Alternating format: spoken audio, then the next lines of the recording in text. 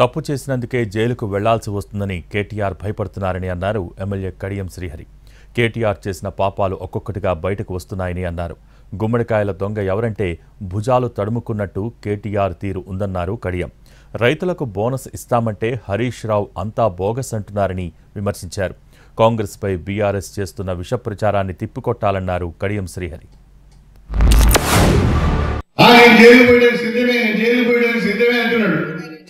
ఎందుకు జైలు పోతారు భయ్? మరి కడియం శ్రీహరి ఎవరు జైల్లో పెడతలేడు? ప్రతాప్ రెడ్డి ఎవరు జైల్లో పెడతలేడు? కడియం శ్రీహరిని జైలు పెట్టినప్పుడు నిన్నెందుకు జైల్లో పెడతారు? అంటే బిడ్డా నువ్వేదో తప్పు చేసినావు. గుమ్మడికాయ దొంగ అంటే భుజాలు తీసుకున్నట్టుగా నువ్వెక్కడో తప్పు చేసినావు, నువ్వేదో అవినీతి చేసినావు, నువ్వేదో అక్రమాలు చేసినావు, నువ్వేదో భూకంసాలకు పాల్పడ్డావు కాబట్టే భయపడుతున్నావు. మరి కడియం శ్రీహరి భయపడతలేడే? కడియం శ్రీహరిని ఎవడన్నా ఒక్క పోలీస్ కేసు లేదే, ఎవరు టచ్ చేసే ధైర్యం కూడా లేదే, మరి నీకెందుకు ఈ బాధ అని నేను అడుగుతున్నా. అంటే నువ్వు తప్పు చేస్తున్నావు.